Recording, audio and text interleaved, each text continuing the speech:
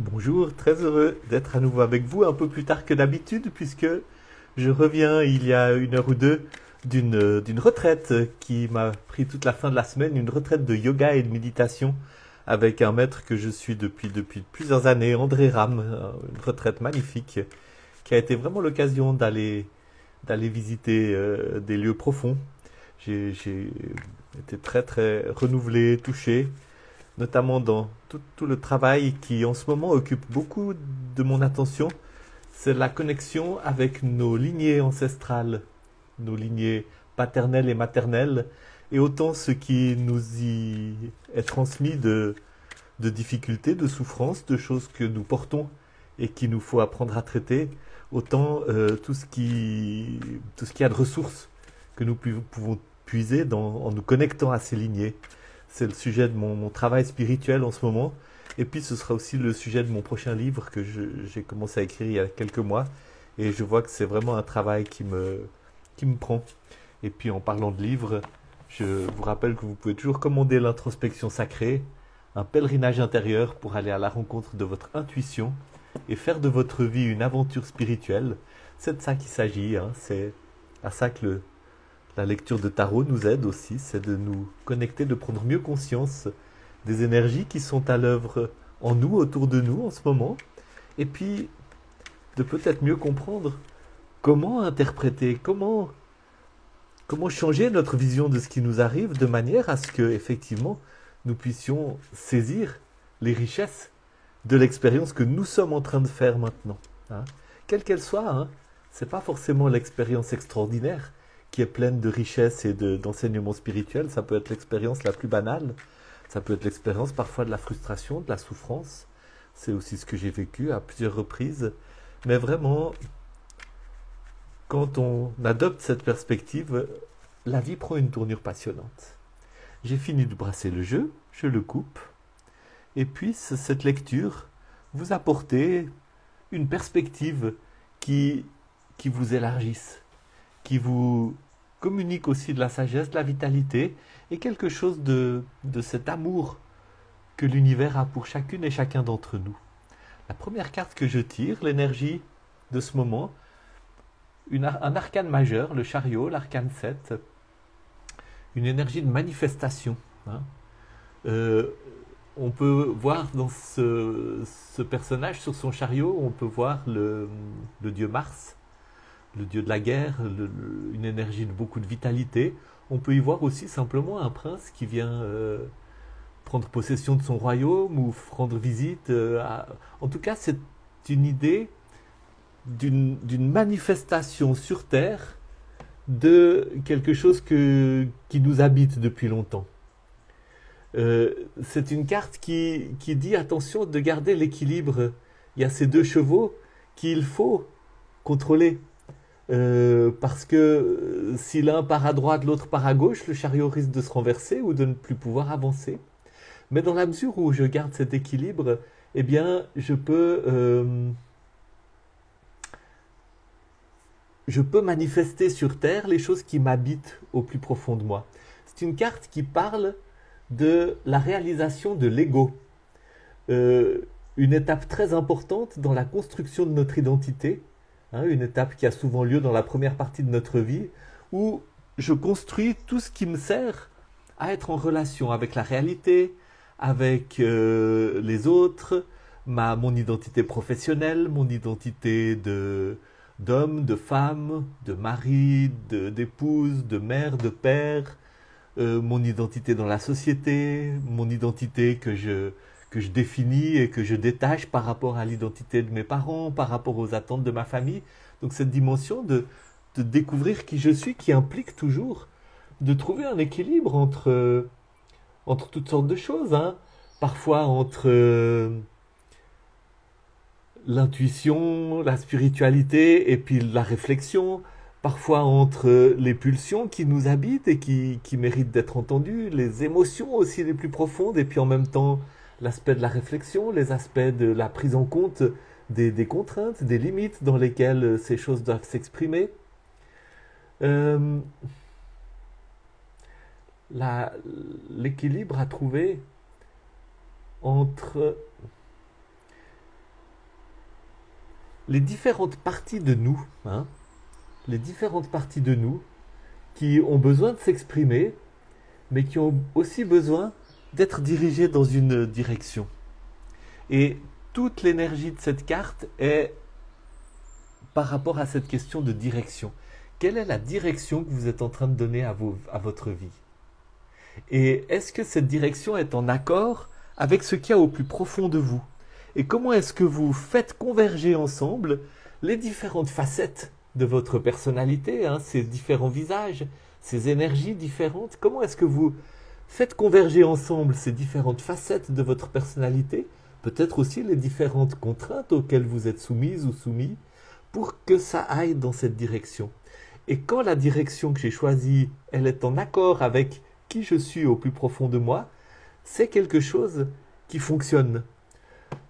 Quand je dois faire tous mes efforts pour mener ma vie dans une direction avec laquelle je me sens vraiment pas en accord, eh bien, à un moment donné, il va y avoir des choses difficiles qui se passent.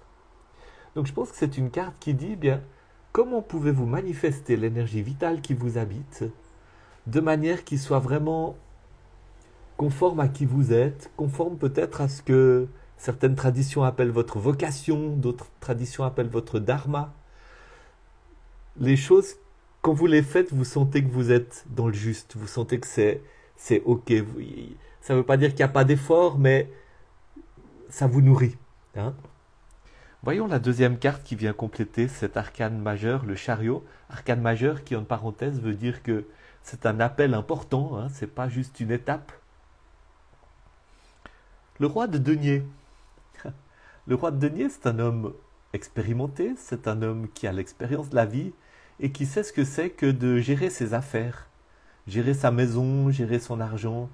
C'est un homme qui sait prendre ses responsabilités sur le plan terrestre et en même temps, le fait qu'il soit habile dans sa manière de mener ses affaires terrestres fait qu'il peut manifester la spiritualité dans ses affaires terrestres. Il n'y a pas de contradiction entre le spirituel et le matériel. Et c'est intéressant d'avoir ces deux cartes ensemble. Il y a ce chariot qui vous pose une question, qui nous pose une question. Est-ce que vous êtes en train de manifester sur Terre quelque chose qui a vraiment du sens pour vous, quelque chose qui vous vient de votre connexion avec votre nature la plus profonde? Et si c'est le cas, eh bien, est-ce que cette connexion s'appuie sur toute cette expérience que vous avez accumulée au cours de votre vie?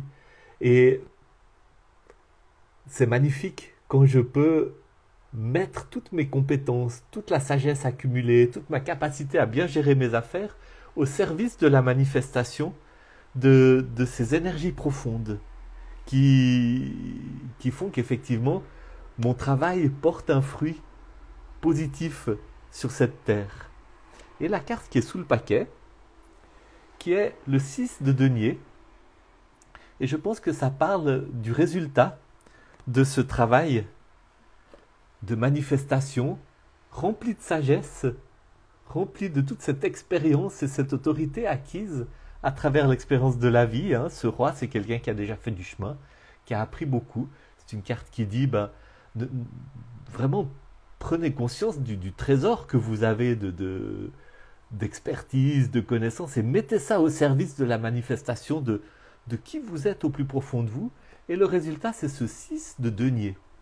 Alors le denier, on est toujours dans le terrestre, on est toujours dans le matériel, on peut être dans le financier, on peut être dans la santé, on peut être dans l'aisance, tout ce qui a des racines dans la terre. Et j'aime beaucoup ça parce que c'est dans ces racines que la fleur de la spiritualité, c'est dans cette incarnation terrestre que la fleur de la spiritualité peut se développer. Hein.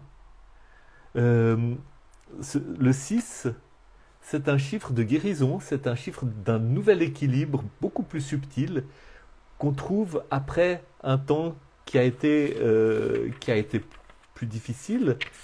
Et le 6 de denier parle d'une énergie de générosité, d'une énergie de guérison, d'une énergie aussi de pardon. Il y a eu des hauts et des bas, des difficultés, des choses qui ont été douloureuses sur le plan terrestre, sur le plan très concret. eh ben, ce nouvel équilibre implique aussi de donner et de recevoir du pardon. Et vraiment d'une nouvelle étape marquée par plus de prospérité, plus de stabilité, plus d'équilibre, mais un équilibre qui est plus subtil, qui est plus rond, qui est plus beau, qui est qui est plus spirituel, on pourrait dire.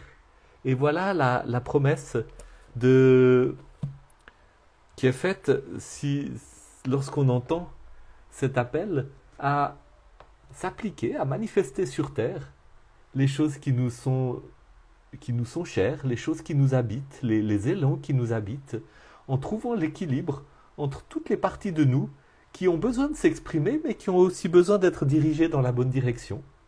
De ne pas partir dans tous les sens, de ne pas se laisser mener par une seule partie de notre expérience. Il y a vraiment une prise en compte, une intégration d'une grande variété de parties de soi. Et il y a un appui sur beaucoup de sagesse et peut-être aussi, hein, parfois quand une figure comme le roi, la reine, le chevalier ou le valet apparaissent, ça parle des fois, ça parle souvent de nous, ça peut aussi parler de quelqu'un d'autre, peut-être que ça parle de vous et que c'est une carte qui dit, ben, appuyez-vous sur tout ce que vous avez accumulé de sagesse, de compétences, de capacité de gérer les biens matériels ou les choses de la terre. Mais peut-être que c'est aussi une carte qui dit, bien, il y a quelqu'un qui est là et qui a beaucoup en lui cette sagesse et qui peut vous aider. Et c'est important dans le chemin spirituel de se rendre compte qu'on n'est pas seul et que pour certaines choses, on a besoin d'aide. Hein. Peut-être que c'est ça aussi, l'un ou l'autre. Donc merci beaucoup pour votre présence, votre écoute. J'ai, comme d'habitude, beaucoup aimé faire cette lecture. Et puis je vous rappelle que un cours de tarot va commencer à la fin du mois de janvier 2024. Vous pouvez vous inscrire. Il y a déjà quelques élèves inscrits. Ça sera un petit groupe, comme d'habitude, pour que nous puissions beaucoup interagir, beaucoup travailler ensemble, beaucoup mettre en pratique. Ce ne sera pas seulement de la théorie. À bientôt. Bon dimanche.